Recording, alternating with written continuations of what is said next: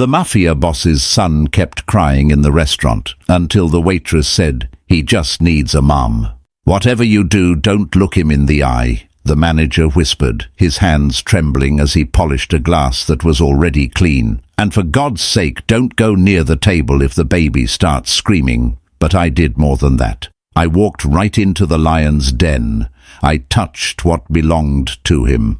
You think you know dangerous men. You think you know romance. Wait until you meet a father who holds a city in his palm but can't stop his own son from crying. Welcome to a story about power, betrayal, and the only woman dangerous enough to tame a monster. The crying wasn't a sound, it was a physical weapon. It soared through the low hum of the restaurant, slicing through the clatter of silver against porcelain, and dug straight into the base of Ian Scott's skull. Vincenzo's was the kind of establishment where silence was the most expensive item on the menu. The walls were mahogany, the floors were marble, and the patrons were men who signed death warrants with fountain pens. But tonight, the elegance was being shredded by the lung capacity of a 6-month-old infant. Ian Scott sat at the head of the corner table. He was 32, wearing a charcoal suit that cost more than the staff's combined annual salaries. His face was a mask of sharp angles and rigid control, but his eyes, grey like a polished bullet, betrayed a frantic, feral desperation. He rocked the car seat with his foot. It did nothing. The baby, Leo, was turning a shade of purple that terrified Ian. "He has your temper, Scott," Aaron Bennett said, leaning back in his chair across the table. Aaron picked at his steak, a smirk playing on his lips. "Maybe he knows Daddy is losing territory in the East End. Babies sense fear. Did you know that?" Ian's hand tightened around his wine glass. The stem snapped. Red Cabernet flooded the white tablecloth like a fresh arterial wound. The restaurant went silent. Even the baby seemed to pause for a microsecond before inhaling to scream louder.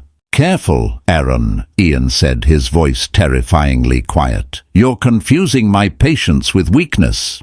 "I'm just saying," Aaron continued, gesturing with his steak knife. "You bring a kid to a sit-down. It's unprofessional. It's weak. Maybe the rumors are true. Since Elena died, you're not the Wolf of Chicago anymore. You're just a babysitter." Ian stood up. The movement was so fluid, so violent in its potential, that the 2 bodyguards behind Aaron reached into their jackets. The baby screamed harder, a high-pitched wail of pure distress. It was the sound of a child who felt entirely alone in a room full of people. "Shut him up, Ian," Aaron snapped, his amusement vanishing. "Or I leave, and the deal for the docks goes to Cole Morgan." Ian looked down at his son. He felt a helplessness he had never experienced in business or war. He had money, he had soldiers, he had leverage, but he didn't have a clue how to soothe the small, thrashing creature in the plastic carrier. He reached down, his large, scarred hand hovering over the baby, afraid to touch, afraid to break him. "Is there a problem here, gentlemen?" The voice was soft, but it carried a strange weight, cutting through the testosterone and the noise. Ian snapped his head up.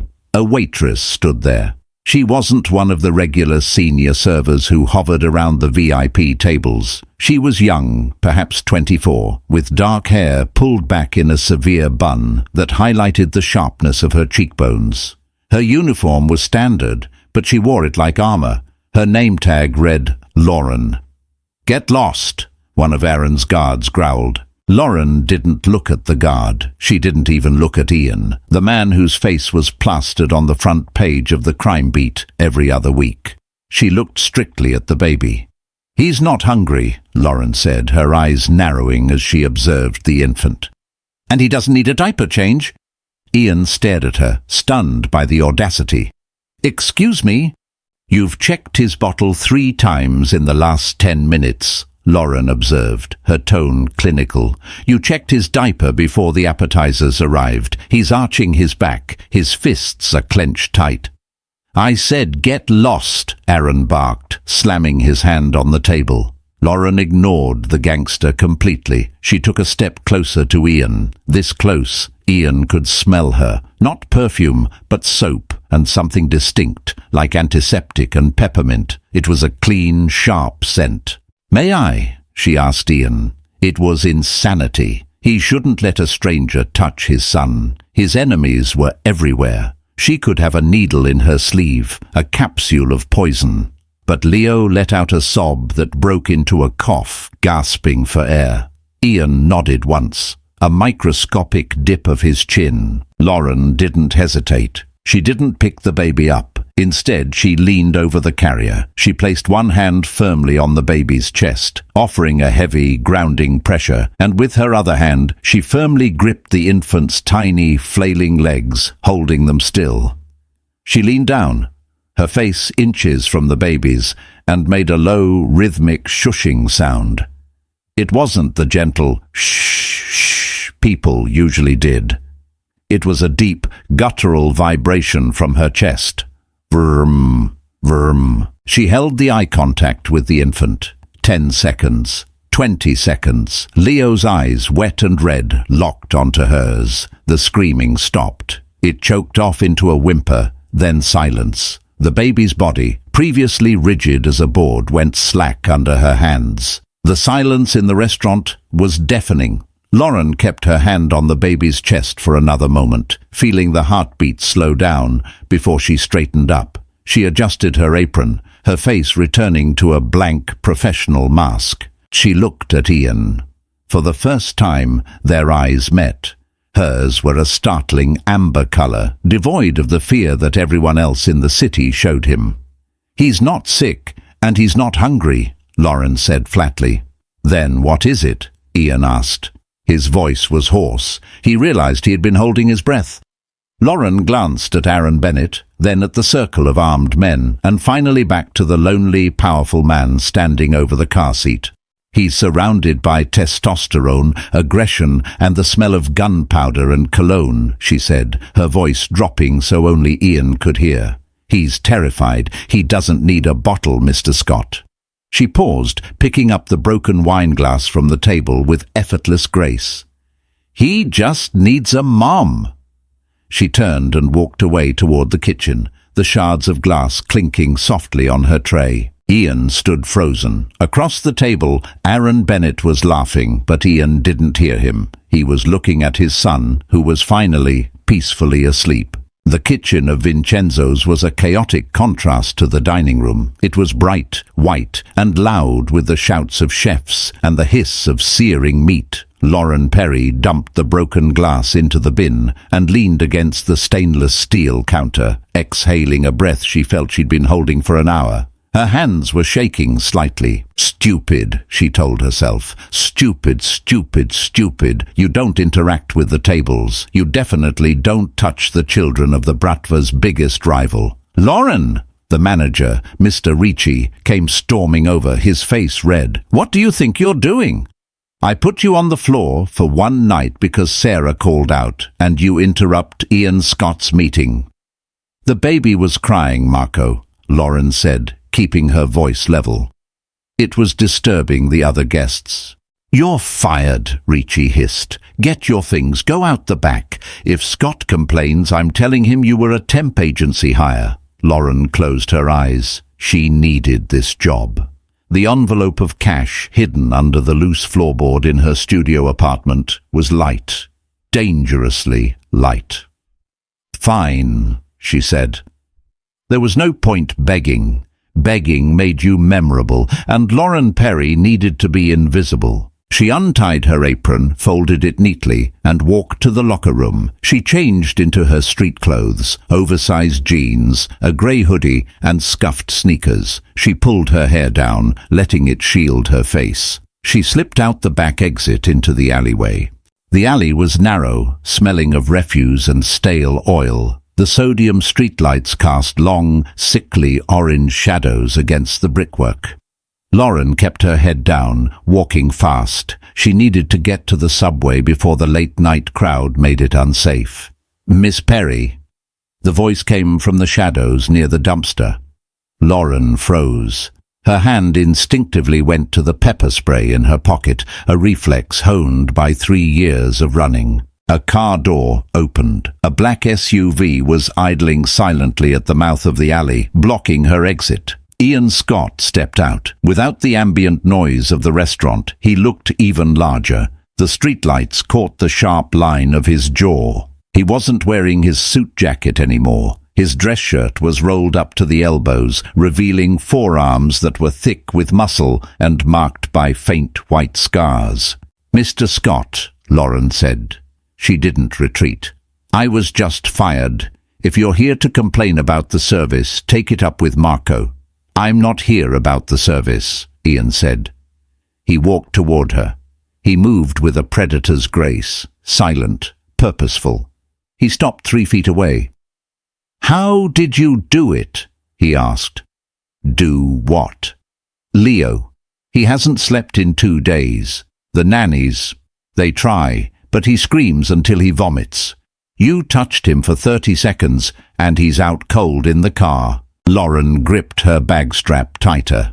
"Some babies are sensitive to sensory overload. You and your friends radiate stress. I just grounded him. It's a technique." "Are you a nurse?" Ian asked. His eyes were scanning her, dissecting her. "No, a mother." A shadow passed over Lauren's face, quick and painful. "No." "Then who are you?" "I'm nobody," she said. "Just a waitress looking for a new job." She tried to step around him. Ian moved, blocking her path. He didn't touch her, but his presence was a wall. He pulled a folded piece of paper from his pocket. "My background check guy is very good," Ian said, unfolding the paper. "Lauren Perry, social security number issued in Ohio, but no high school records there. No credit history before 2021. You pay rent in cash. You have no social media presence. You don't exist, Lauren." Lauren's heart hammered against her ribs. "Is that a crime?" "In my world, it usually means you're hiding from the law, or you're hiding from someone worse than the law." Ian stepped closer. "Who are you running from? That's none of your business," she snapped. "It is if I'm going to hire you." Lauren blinked. "What?" "I need a nanny," Ian said. "My sister Olivia has hired 5 in the last month. Leo hates them all. He liked you." "I'm not a nanny," Lauren said, shaking her head. "And I definitely don't work for people like you." Ian laughed, a dry, humorless sound. "People like me pay very well. 10,000 a month, live-in, full benefits and protection." Lauren paused. Protection. She thought of the phone call she had received 2 days ago, the heavy breathing on the other end, the voice that said, "I found you, darling." 10,000 a month could get her a new identity in 6 months. It could get her out of the country. "I have conditions," she said, her voice trembling slightly. Ian raised an eyebrow. "You're negotiating? You're standing in a dumpster alley wearing shoes with holes in them, and you're negotiating with me? If I live in your house, I'm an employee, not a servant," Lauren said, her voice gaining strength. "I don't participate in your business. I don't see anything. I don't hear anything, and if I feel unsafe, I leave. No questions asked." Ian studied her. He looked at the defiant tilt of her chin, the amber eyes that refused to look away. He saw fear there, yes, but deeper down he saw a spine of steel. "Agreed," Ian said. "And," Lauren added, "I want the first month in cash, tonight." Ian stared at her for a long moment. Then he reached into his pocket and pulled out a thick money clip. He peeled off a stack of bills and held them out. "Welcome to the family, Lauren." She took the money. It felt heavy. It felt like a trap. "Get in the car," Ian said, turning back to the SUV. "We have a schedule to keep." As Lauren walked toward the black vehicle with tinted windows, she knew she had just made a deal with the devil. But she didn't have a choice. The devil, she knew, was better than the demon hunting her. The drive was silent. Ian Scott drove like he owned the road, aggressive but precise. Lauren sat in the back next to the car seat. Leo was still asleep. his small chest rising and falling in a rhythm that seemed miraculous given the violence of the man driving. They didn't head to the suburbs. They drove straight into the heart of the city, toward the skyline. The car pulled into the underground garage of the Scott Tower, a monolith of glass and steel that pierced the night sky. The garage was sterile, bright concrete, filled with other black SUVs and a few exotic sports cars that looked like they had never been driven. "We take the private elevator," Ian said, lifting the car seat out. Lauren followed him, clutching her canvas bag. She felt underdressed and exposed. The elevator ride was smooth and fast. When the doors opened, they weren't in a hallway. They were directly in the penthouse foyer. It was breathtakingly cold. That was Lauren's first impression. The floors were polished white stone. The walls were floor-to-ceiling glass, revealing the entire city grid. The furniture was minimal, Italian, and looked uncomfortable. There were no photos, no toys, no signs of life. It looked like a museum for weapons, not a home for a child. "Ian?" A woman walked into the foyer. She was striking with the same dark hair and grey eyes as Ian, but her features were sharper, more predatory. She wore a silk dressing gown and held a lit cigarette. "Olivia," Ian said, placing the car seat on a sleek marble table. "This is Lauren, the new nanny." Olivia Scott stopped dead. She looked Lauren up and down, her lip curling in immediate distaste. "This?" Olivia asked, gesturing at Lauren's hoodie with her cigarette. "You picked this up off the street?" "Ian, we have agencies. We have protocols." "The agencies sent us scared teenagers and old women who can't lift a stroller," Ian said, loosening his tie. "Leo stopped crying for her." Olivia's eyes narrowed. She walked a slow circle around Lauren. "Did he? Or did she drug him?" "I don't drug children," Lauren said. She didn't mean to speak, but the accusation stung. Olivia stopped in front of her, blowing a thin stream of smoke past Lauren's ear. "You have a mouth. I don't like the ones with mouths. They tend to talk to the police." "She's hired, Liv. Lay off," Ian said, his voice carrying a warning note. "Show her the nursery and the guest quarters. I have to make a call to Bennett. We need to fix the mess from dinner." Ian walked toward a heavy oak door, his office, without looking back.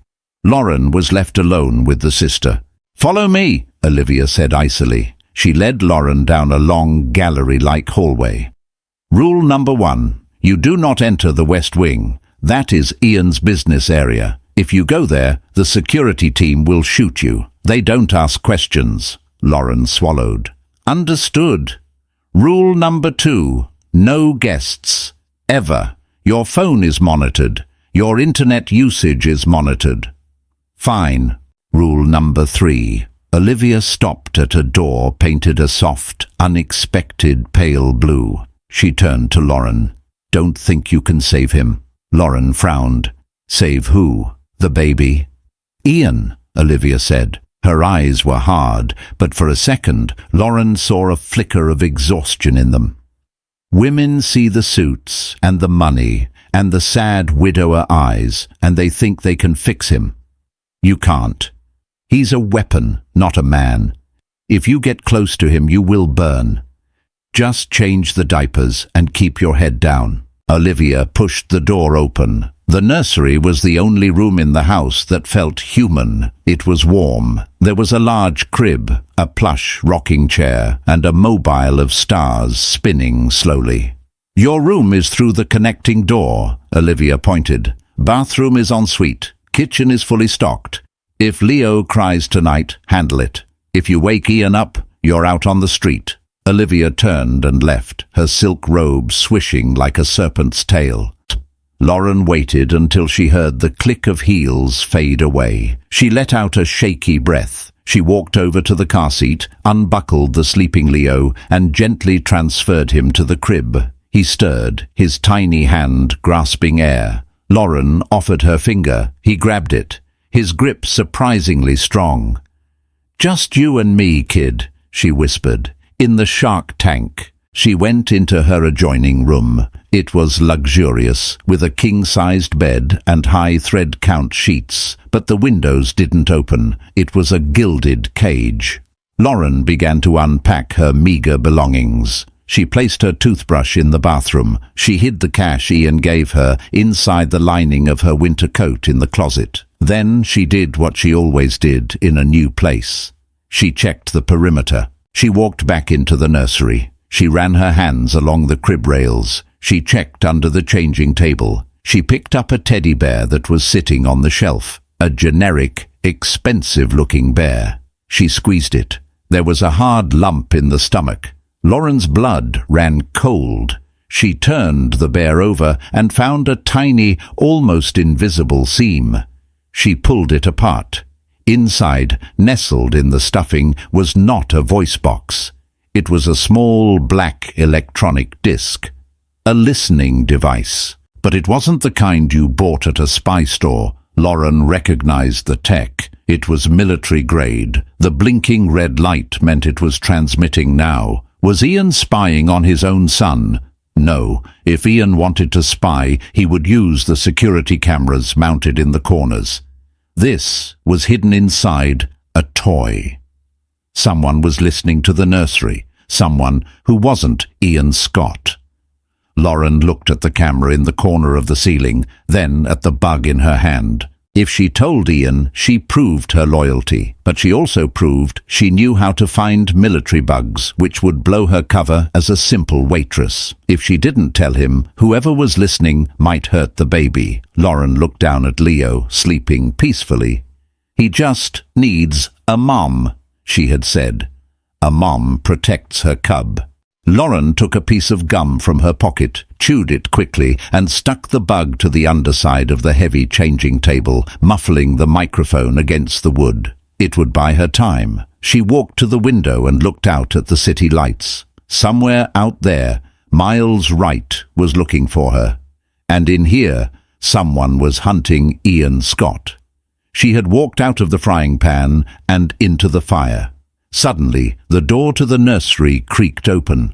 Lauren spun around. Ian stood there. He had removed his tie and unbuttoned his collar. He looked exhausted, holding a glass of amber liquid. He wasn't looking at her. He was looking at the empty crib, then at her. "I forgot to ask," Ian said, his voice low in the quiet room. "At the restaurant you said he was terrified of the aggression. Does that mean he's terrified of me?" The question hung in the air, heavy and vulnerable. Lauren looked at the man who could kill with a phone call, standing in the doorway asking if his son hated him. "He doesn't know you yet," Lauren said softly. "He just knows how you feel. If you want him to stop crying, Ian, you have to stop wanting to kill everyone in the room." Ian stared at her. For a second, the grey steel of his eyes cracked. "I don't know how to do that," he whispered. "Then you better learn," Lauren said, "or you'll lose him." Ian stared at her for a long beat, the tension electric between them. Then, without a word, he turned and closed the door. Lauren sank onto the floor, her heart racing. It was going to be a long night. Morning in the Scott penthouse did not break gently. It arrived with the blinding glare of the sun reflecting off 1,000 surrounding glass skyscrapers. The light flooded the nursery, harsh and unforgiving, exposing every dust mote dancing in the sterile air. Lauren Perry was awake long before the light hit the crib. She hadn't really slept. She had spent the hours between 3 and 5 in the morning sitting in the rocking chair, watching the door, a heavy ceramic lamp placed within arm's reach. Old habits didn't die. They just lay dormant until you were terrified again. She changed Leo, who woke up with a fuss but settled quickly when she hummed that low, vibrating note against his chest. She dressed him in a fresh onesie, avoiding the monogrammed outfits Olivia had laid out, opting for soft cotton instead. When she walked into the kitchen, the penthouse was already buzzing with activity. Men in dark suits, security, were stationed at the windows and the elevator. They wore earpieces and expressions of professional boredom. Ian was at the kitchen island reading a tablet. He wore a crisp white shirt, sleeves rolled down this time, cufflinks catching the light. He looked like a CEO, not a mob boss, until you noticed the gun holstered in the small of his back, visible only because he was leaning forward to drink his espresso. "Coffee," Ian said without looking up. It wasn't a question. He pointed to a chrome machine that looked more complicated than a car engine. "I'm the nanny, not the barista," Lauren said, moving to the fridge to find formula. The security guard by the fridge stiffened, his hand twitching toward his jacket.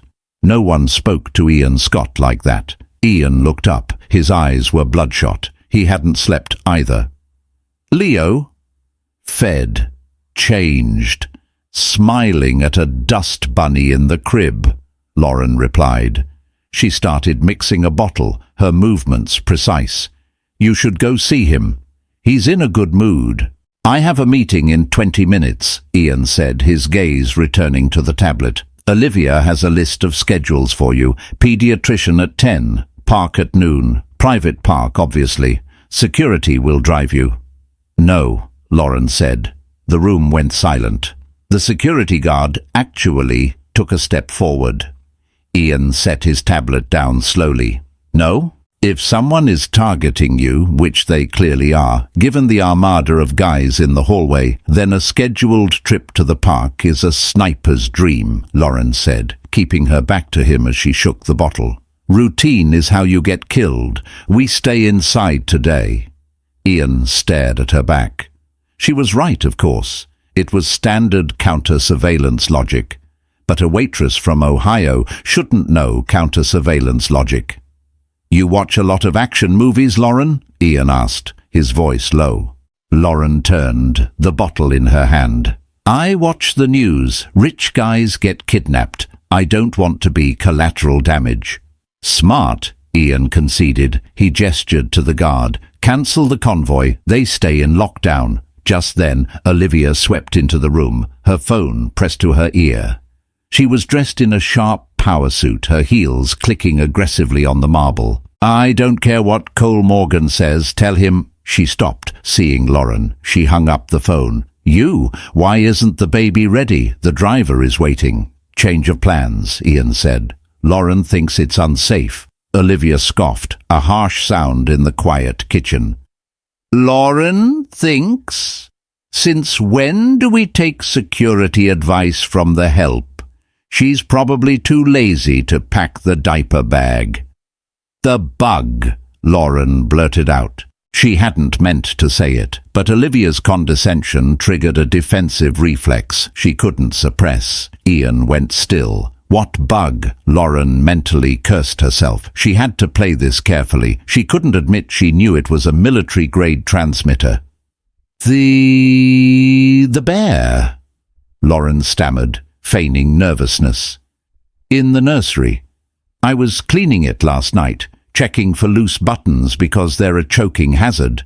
I found a hard lump inside. I cut it open." Ian was moving before she finished the sentence. He strode past her, into the nursery. Lauren and Olivia followed. Ian ripped the teddy bear off the shelf. He found the seam Lauren had opened. He pulled out the black disc, still covered in the gum Lauren had used to muffle it. He stared at it, his face turning into a mask of cold fury. He peeled the gum back. "This isn't a nanny cam," Ian said, his voice terrifyingly calm. "This is a scrambled UHF transmitter, range of 2 miles. He looked at the head of his security detail, a large man named Griggs, who had followed them in. "Sweep the room, now." "Sir, we swept it yesterday," Griggs started. "Sweep it again," Ian roared. The sound was so sudden, so violent, that Leo started to wail from the crib. Ian flinched. He looked at the crying baby, then at the bug in his hand. He looked trapped. Lauren moved past him. She picked Leo up, shielding his ears from the shouting. "Out!" she ordered Ian. "You're scaring him." "Someone was listening to my son sleep," Ian hissed, veins bulging in his neck. "Who put this here? The maids? The previous nanny? Or someone who has access?" Lauren said quietly. She looked at Griggs. Ian followed her gaze. The security chief paled. "Everyone out," Ian commanded. "Griggs, you're relieved. Go to the office. Wait for me. If you run, I'll find you." Griggs swallowed hard and left. Olivia looked pale, her hand covering her mouth. "I bought that bear," Olivia whispered. "I bought it at the boutique on 5th. It was wrapped. I brought it straight here." "Then the bug was planted at the store," Ian said, his mind working fast. "They knew you were shopping for him. They're tracking the family, not just the house." He turned to Lauren. She was rocking Leo, her chin resting on the top of his head, her eyes alert, scanning the room. "You found it?" Ian said. "A choking hazard check?" "Babies chew on everything," Lauren said, her voice steady despite her racing heart. "My nephew swallowed a button once. I'm paranoid." It was a lie, a good one, but she saw the doubt in Ian's eyes. He didn't believe her fully, but he couldn't prove she was lying. And right now, she was the only one who had actually protected his son. "Thank you," Ian said stiffly. "Don't thank me," Lauren said, placing Leo back in the crib now that he was calm. "Just buy better security, and maybe don't shout in the nursery." She walked past him into the bathroom and locked the door. She turned on the faucet to mask the sound of her exhaling. She looked in the mirror. Her pupils were dilated. The adrenaline was back. They are close, she thought. The people tracking Ian are sophisticated, and if they're listening to the nursery, they heard my voice last night. She wasn't just hiding from Miles Wright anymore. She was standing in the crossfire of a war she didn't understand. 2 days passed in a tense, claustrophobic blur. The penthouse was on total lockdown. No one in, no one out. Food was delivered by a trusted lieutenant and scanned for poison. The windows were fitted with new blackout shades. Lauren fell into a rhythm. Wake up, feed Leo, play on the floor, avoid Olivia, avoid Ian. Ian spent most of his time in the West Wing, the office area Lauren was forbidden to enter. She could hear him sometimes, his voice a low rumble through the walls, arguing on the phone. On the third afternoon, the silence of the penthouse was broken by the sound of a crash from the living room. Lauren ran out of the nursery, Leo on her hip. She found Ian standing by the glass wall, a broken tablet on the floor. He was breathing hard, staring out at the city below. "Everything okay?" Lauren asked, keeping her distance. Ian turned. He looked wrecked. His shirt was wrinkled, his hair messy. He looked like a man who was losing his grip. "They hit the warehouse," Ian said. "My shipment, it wasn't stolen. It was burned. Millions of dollars of inventory, just torched." "I'm sorry," Lauren said. "It's not about the money," Ian said, running a hand over his face. "It's the message. They're telling me I can't protect what's mine. First the restaurant, then the bug in the nursery, now this." He looked at Leo. The baby was chewing on his fist, watching his father with wide, curious eyes. "He's better off without me," Ian muttered. "I should send him away. Boarding school in Switzerland, or a foster family in Iowa, somewhere safe." "He's 6 months old, Ian," Lauren said sharply. "He doesn't need Switzerland. He needs his father." "I'm not a father," Ian snapped. "I'm a target. Look at this life, Lauren. I sit in a glass box waiting for a bullet. Elena died because of me. A car bomb meant for the driver. She took the car that morning because she was mad at me. She wanted to go shopping alone." His voice cracked. It was the first time he had spoken about his wife. Lauren stepped closer. She shouldn't. She needed to keep the wall up, but the pain in his voice resonated with the jagged hole in her own chest. "Guilt is a useless emotion," Lauren said softly. "It doesn't bring anyone back. It just makes you slow. And if you're slow, you die." Ian looked at her, really looked at her. "You sound like you speak from experience." "We all have ghosts," Lauren said. "Who is Miles?" The name hit Lauren like a physical blow. She froze. Ian stepped closer, stepping over the broken tablet.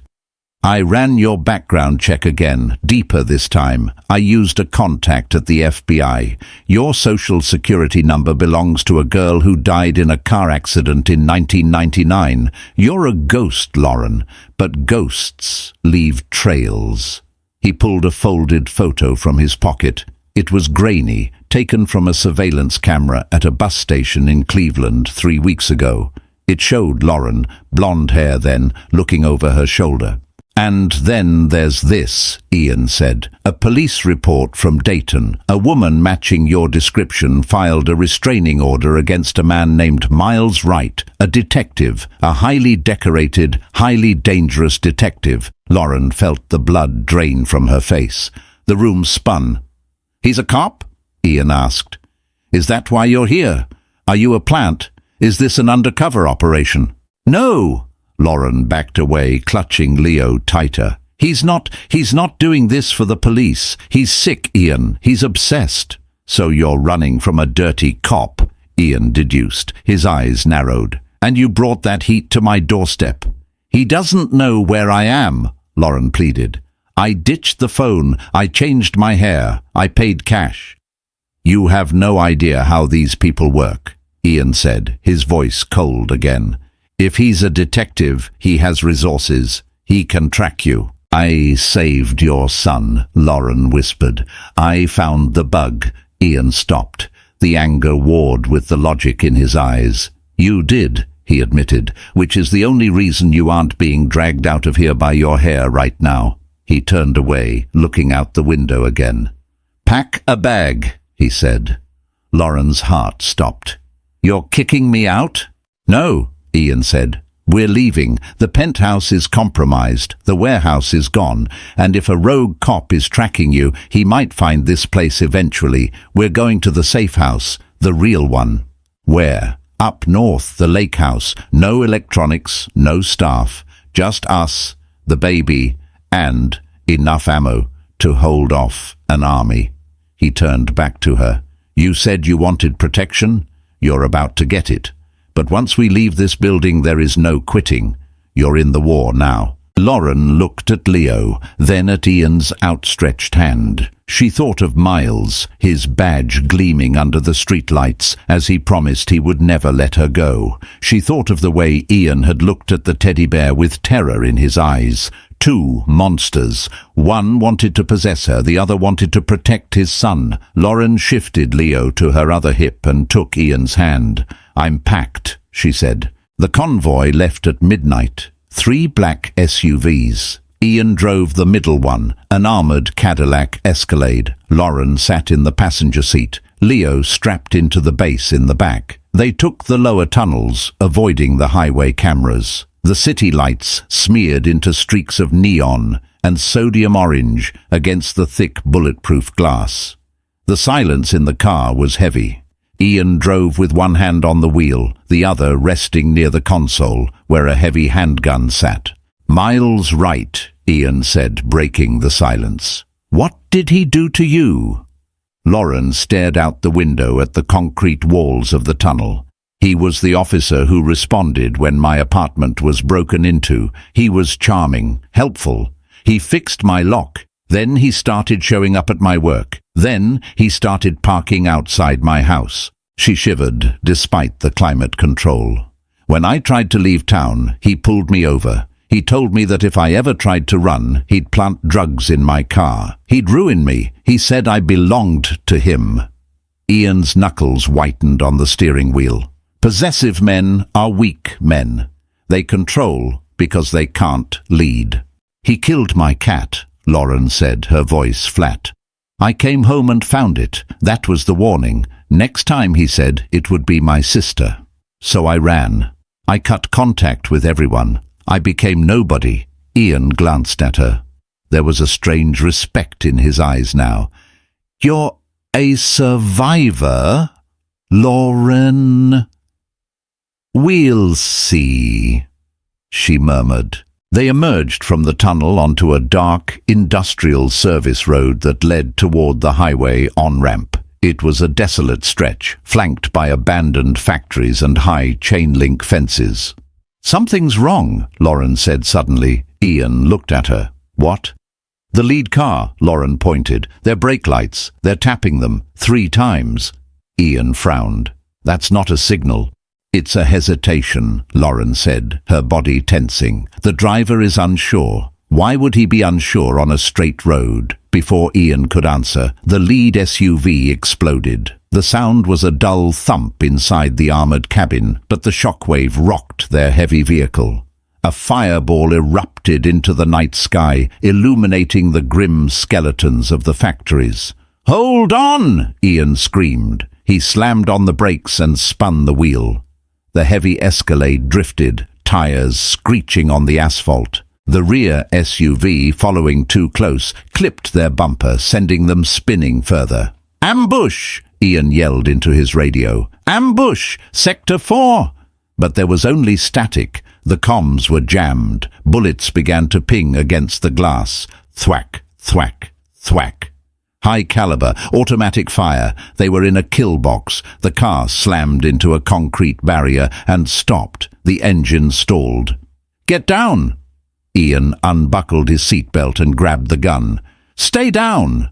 "Leo!" Lauren screamed. She unbuckled her belt and scrambled into the back seat. The baby was screaming, the sound tearing through the chaos. "We can't stay here," Ian yelled. "The glass won't hold against armor-piercing rounds. We need to move to the factory."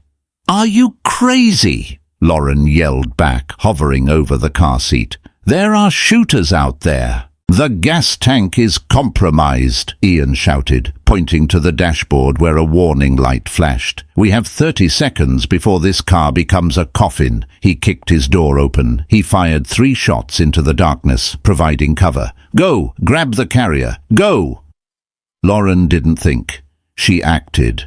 She grabbed the handle of the car seat. It was heavy, awkward. She dragged it across the seat. Ian was outside, firing over the hood. He grabbed the other side of the car seat as she tumbled out onto the pavement. "Run!" he commanded. They ran. They sprinted across the broken asphalt toward the dark, gaping maw of the abandoned factory. Bullets kicked up dust around their feet. One whizzed past Lauren's ear, the sonic crack making her ears ring. They dove through a rusted doorway just as the Escalade exploded behind them. The heat washed over them, pushing them further into the dark, dusty interior of the factory. They collapsed behind a large concrete pillar. Ian was breathing hard, checking the magazine of his gun. 2 shooters, Ian whispered. Maybe 3. Elevated position on the north side. Lauren checked Leo. He was terrified, eyes wide but unhurt. She quickly pulled a pacifier from her pocket and put it in his mouth to muffle his cries. "How do you know it's 3? Lauren asked, her voice shaking but her hands steady on the baby. "Rate of fire," Ian said. "Are you hit?" "No. You?" Ian touched his side. His hand came away bloody, a shard of shrapnel from the explosion. "I'm fine," he lied. He looked at her. "Stay here. Keep him quiet. I'm going to draw them out." "No." Lauren grabbed his arm. Her grip was iron. "You're bleeding, and they have night vision. I saw the green glint on the scopes." Ian looked at her, stunned.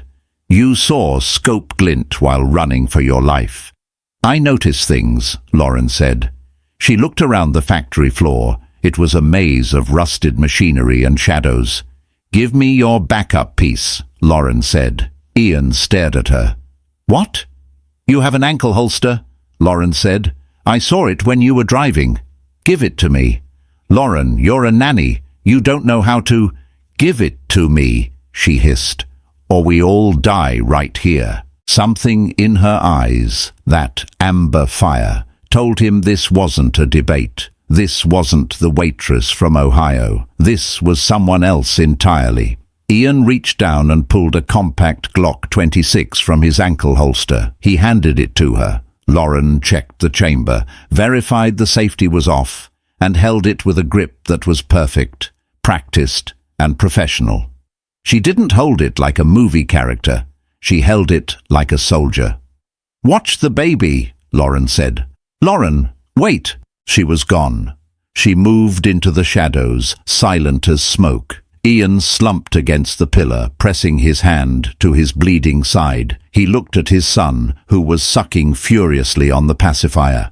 "Who the hell is she, Leo?" Ian whispered. Somewhere in the darkness above, a floorboard creaked. Lauren moved through the rusted gantries. She wasn't just hiding from Miles Wright because he was an obsessive ex. She was hiding because of what he had taught her. He had trained her. He had molded her into the perfect partner for his twisted games until she had turned those skills against him to escape. She saw the silhouette of a man by the broken window. He was scanning the floor below with a rifle. Lauren raised the gun. Her hand didn't shake. Breathe. Focus. Squeeze. She fired. The man dropped. The sound echoed through the empty factory. Down below, Ian Scott heard the shot. It was a single, clean shot, not panic fire. Calculated.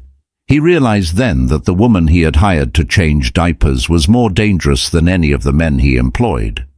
And, for the first time in a long time, the Mafia boss felt a flicker of hope. But the night wasn't over. As Lauren moved to reposition, her phone, the burner she had hidden in her sock, the one she swore she didn't have, vibrated. She glanced at the screen. One text message. "Nice shot, darling. I see you." Miles was here. The vibration of the phone against Lauren's ankle felt like a burn. "Nice shot, darling. I see you." Lauren didn't look at the text. She didn't have to. She knew Miles Wright's voice. She could hear it in the silence of the abandoned factory, in the settling of the dust, in the way the shadows seemed to stretch toward her. "Ian," Lauren hissed, her voice barely audible over the hum of the distant highway. She slid back down the rusty ladder to the ground floor, the Glock tight in her hand. Ian was still behind the concrete pillar, his face pale, pressing a handkerchief to his bleeding side. Leo was wide awake now, sucking rhythmically on the pacifier, his large eyes darting around the dark, cavernous space. "We have to move," Lauren said, crouching beside him. "The shooter I dropped wasn't alone, and the man controlling them is here." "Miles?" Ian grit his teeth as he tried to stand. "The cop?" "He's not just a cop," Lauren said, helping him up. "He's a hunter, and he likes to play with his food before he eats it." As if on cue, a voice echoed through the vast, empty factory. It didn't come from a specific direction. It bounced off the metal gantries and concrete walls, amplified by a megaphone. "Lauren, come out, come out!" The voice was smooth, cultured, and terrifyingly familiar. "You're making a mess, darling," Miles called out. "Shooting a federal agent? That's going to be hard to explain on your parole hearing. Oh, wait, you don't have one." Ian looked at Lauren. "Federal agent? You said he was a detective." "He was," Lauren whispered, scanning the upper catwalks. "Then he got promoted to a task force. He uses the badge to clear crime scenes so he can do whatever he wants." "Mr. Scott," Miles's voice boomed again, "I have a proposition. Give me the girl. You can keep the brat and the empire. I just want what belongs to me." Ian's grip on his own gun tightened. He looked at Lauren. For a second she thought he might consider it. He was bleeding. His son was in danger, and she was a stranger he had known for 3 days. But Ian Scott smiled. It was a cold, wolfish smile. "He called my son a brat," Ian murmured. "I'm going to cut his tongue out." "Can you run?" Lauren asked. "If I have to." "Good, because I'm going to blow up the support pillar." Ian blinked. "You're going to what?" "There are propane tanks for the old welding stations on the north wall," Lauren said, pointing to a cluster of yellow cylinders in the shadows. "If I hit the valve, the gas fills the lower trench. One spark, and this whole side of the building collapses." "And us?" "We run out the south loading dock before the roof comes down." It was insane. It was reckless. It was exactly the kind of plan Ian respected. "Do it," Ian said. Lauren didn't hesitate. She raised the Glock, aiming not at the tanks, but at the high-pressure valve on the lead cylinder 50 feet away. It was a shot a sniper would struggle with. She exhaled. Squeeze. Ping. A hiss of gas, loud as a jet engine, erupted into the silence. "Run!" Lauren screamed. She grabbed the car seat. Ian grabbed her arm to steady himself. They sprinted toward the south doors. "What was that?" Miles yelled from the catwalks, his composure cracking. "Lauren!" Lauren paused at the heavy iron doors. She turned back, raised her gun, and fired a single shot at a hanging halogen worklight above the gas cloud. The bulb shattered. Sparks rained down. The air inside the factory turned into a solid wall of orange fire. The concussion blast hit them like a physical blow, throwing them out the doors and onto the cold concrete of the loading dock. Behind them, the factory groaned, metal shrieking as the roof began to cave in, burying the catwalks in rubble and flame. They scrambled into the night, the heat searing their backs. They didn't stop running until they reached the tree line, where an old service road intersected with the woods. Ian leaned against a tree, sliding down until he hit the dirt. His shirt was soaked in blood. "Did we get him?" Ian wheezed. Lauren looked back at the burning skeleton of the factory. "Miles is like a cockroach. He survives everything, but we bought ourselves time." She looked down at Ian. His eyes were glazing over. "We need a car," she said, "and a doctor." Ian fumbled for his phone, his bloody fingers slick on the screen. "Call Hannah." "Who is Hannah?" "The only person left, I trust." Ian's hand dropped. He was out cold. Lauren stood alone in the woods, the firelight reflecting in her amber eyes. She had an unconscious mafia boss, a baby who needed a bottle, and a psychopath digging himself out of the rubble behind her. She dialed the number. "This better be good," a sharp female voice answered. "Ian is down," Lauren said, her voice turning to steel. "I need extraction at Sector 4. Bring a trauma kit. And bring formula." The safe house wasn't a cabin. It was a fortress of brutalist concrete and glass, cantilevered over the edge of a frozen lake. The interior was sterile white, illuminated by recessed lighting that hummed with artificial brightness. There were no shadows here. Lauren sat on the white leather sofa, feeding Leo a bottle. Her hands were scrubbed raw, but she could still smell the gunpowder. Across the room, Hannah Turner was stitching Ian up on the dining table, which had been converted into a triage station. Hannah was 50, severe, with grey hair cut into a sharp bob. She moved with the efficiency of a combat medic, which Ian had explained during the drive. She used to be before she became the family's cleaner. "He's lucky," Hannah grunted, snipping a suture. 2 inches to the left, and it would have hit the kidney. "He'll live, but he's not fighting anyone for a week." Ian lay shirtless, his torso wrapped in white bandages. He was awake, thanks to a shot of adrenaline Hannah had administered. "I don't have a week," Ian rasped. "Miles Wright survived the collapse. My contacts say he was pulled out by a SWAT team an hour ago. He's burnt, he's angry, and he's linking up with Aaron Bennett." "Bennett?" Lauren asked, burping Leo against her shoulder. "Why would a rival boss work with a federal agent?" "Because they have a common enemy," a new voice said from the doorway. Rebecca Flores walked in. She was Ian's head of intelligence, a striking woman in her 30s with glasses and a tablet glued to her hand. She looked exhausted.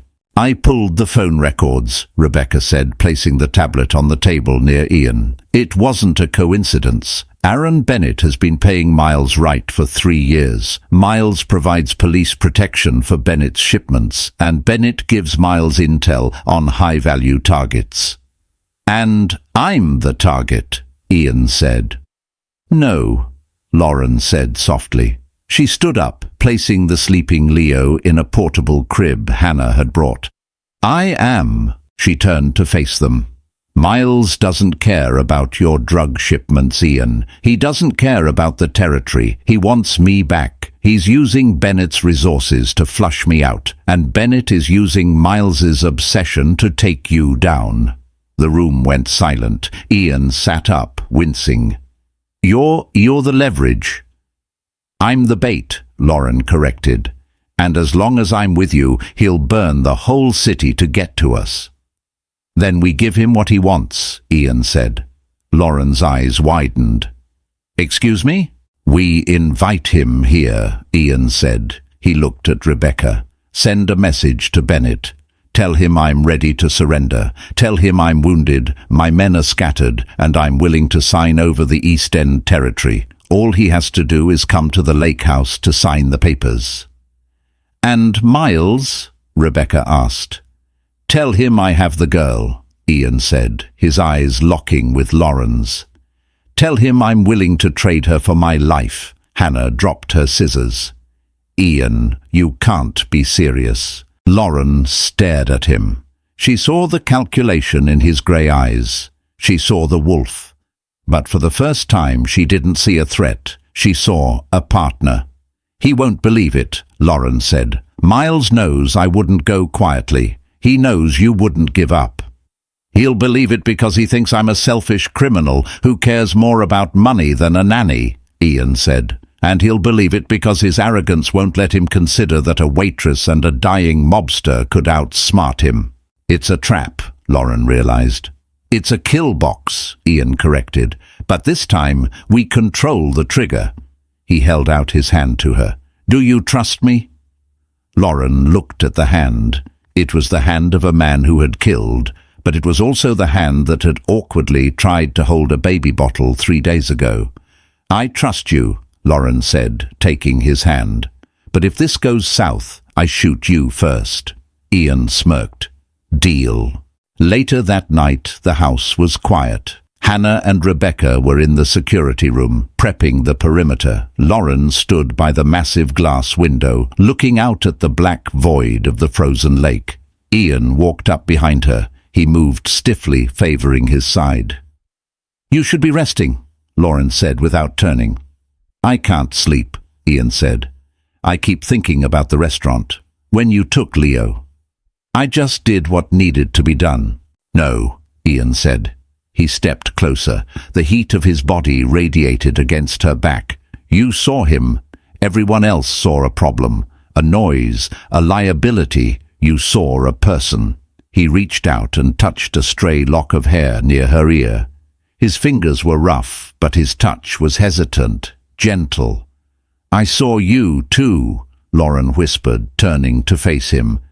"You were just as terrified as he was." "I still am," Ian admitted. "I don't know how to be a father. I don't know how to be good." "You don't have to be good," Lauren said, looking up into his eyes. "You just have to be there." She reached up and placed a hand on his chest, right over his heart. It was beating fast, a steady, powerful rhythm. Ian leaned down. The kiss wasn't like in the movies. It wasn't soft or tentative. It was desperate. It tasted of adrenaline and survival. It was a seal on a pact made in blood. When they pulled apart, Ian rested his forehead against hers. "Tomorrow," he whispered, "we end this." "Tomorrow," Lauren agreed. "We take out the trash." The sun on the snow was blinding. The lake house sat like a white jewel against the stark landscape. At noon, the convoy arrived. 4 SUVs wound their way down the long, ploughed driveway. They parked in a fan formation. Aaron Bennett stepped out first. He wore a heavy, fur-lined coat and a triumphant grin. Then, Miles Wright stepped out of the second car. Lauren watched from the monitors in the basement security room. Miles looked worse for wear. One side of his face was bandaged, and he moved with a limp, but he held his assault rifle with terrifying ease. "Showtime," Ian said. He was sitting in the main living room, in a wheelchair, looking frail and defeated. A blanket covered his legs. The front door opened. Bennett and Miles walked in, followed by 6 armed guards. "Cozy," Bennett sneered, looking around the minimalist living room. "I always hated your taste, Scott. Too sterile, like a hospital." It suits the occasion, Ian said, his voice weak. Where are the papers? Right here, Bennett said, tossing a leather folder onto the coffee table. Sign it, and you live. You retire to the Caymans. I take the city. And the girl? Miles asked. His voice was raspy, damaged by the smoke. He scanned the room, his eyes manic. She's in the bedroom, Ian said, gesturing vaguely down the hall. Locked in. She's all yours, detective. Just get her out of my house. Miles smiled. It was a broken, twisted expression. You're a smart man, Scott. Business is business. Miles signaled to two of his guards. Go get her. The guards walked down the hallway. They reached the bedroom door. One kicked it open. Click. The sound of a pressure plate releasing echoed through the house. The hallway ceiling dropped, not rubble, but a high tensile steel containment net weighted with lead balls. It crashed down on the two guards, pinning them to the floor, tangling their weapons. What the... Bennett started. Now! Ian yelled. He threw off the blanket. There was no atrophy in his legs, and there was a submachine gun in his lap. He kicked the coffee table over for cover and opened fire. Bennett's chest exploded in red. He went down before he could even reach for his weapon. The room erupted into chaos. Miles dove behind the kitchen island, firing blindly. You lied to me, he screamed. I'm a criminal, Miles, Ian shouted back, firing a burst that suppressed the remaining guards. Lying is part of the job description. Suddenly the glass wall overlooking the lake shattered. Lauren swung in. She had been on the roof. Rappelling down on a winch line, she crashed through the glass, swinging boots first into the guard nearest to Miles. She landed in a crouch, the glass settling around her like diamonds. She held two pistols. Miss me? She asked. Miles scrambled up, abandoning his rifle, pulling a knife from his vest. He lunged at her. He was fast, fueled by rage and pain. He slashed at her face. Lauren dodged, the blade cutting a thin line on her cheek. She didn't retreat. She stepped in. Miles had taught her hand-to-hand combat. He taught her how to anticipate an opponent. He thought she would block. She didn't block. She swept his leg, using his own momentum against him. Miles hit the floor hard. He tried to rise, but Lauren was faster. She stepped on his wrist, hearing the satisfying crunch of bone, and kicked the knife away. She aimed both pistols at his chest. The room went quiet. Ian had finished the other guards. Bennett was dead. It was just Lauren, Ian, and the man on the floor. Miles looked up at her, blood leaking from his mouth. He laughed. You can't do it, Lauren. You're not a killer. You're a victim. You're mine. I'm not yours, Lauren said, her voice steady, cold and final. And I'm not a victim anymore. I'm a mother. She didn't look away. Bang! Miles Wright stopped laughing. Lauren stood there for a moment, the echo of the shot fading. She engaged the safety on her guns. She looked at Ian. Ian wheeled himself over. He'd been faking the paralysis, but the gunshot wound in his side was real and hurting. He reached out and took her hand. Is it over? He asked. Lauren looked at the carnage, then out the broken window at the pristine white snow. The war is over, she said. From the basement a sound drifted up, faint but distinct. Leo was crying. Lauren smiled, holstering her weapons. But my shift is just starting. Ian Scott rebuilt Vincenzo's 2 months later. The opening night was the event of the season. The city's elite were there, whispering about how the Wolf of Chicago had destroyed his enemies in a single frozen weekend. But the most terrifying man in the city wasn't sitting at the head of the table barking orders. He was sitting in a booth in the back, holding a bottle. Lauren sat opposite him, wearing a dress that cost more than her old apartment. She wasn't wearing a uniform. She was wearing a ring. Leo sat in a high chair between them, banging a silver spoon on the table, babbling happily. He's loud, Ian noted, wiping spinach off his expensive suit lapel. He's expressing himself, Lauren said, sipping her wine. Leave him alone. Yes, boss, Ian said, smiling at his wife. The waitress walked by, a nervous young girl, trembling as she held the tray. She looked at the crying baby, then at the terrifying mafia boss. "Don't worry," Lauren said to the girl, her amber eyes sparkling. "He doesn't bite unless I tell him to." They say you can't escape your past, but sometimes, if you fight hard enough, you can build a future worth protecting. Thank you for watching this. If you enjoyed seeing Lauren go from waitress to warrior queen and Ian finally find his heart, smash that like button. It really helps the channel. What was your favorite moment? Was it the restaurant scene, the factory explosion, or the final takedown at the lake house? Let me know in the comments below. And if you want more stories about dangerous love, high stakes and unexpected twists, make sure to subscribe and hit the notification bell so you never miss a chapter. Until next time, keep reading between the lines.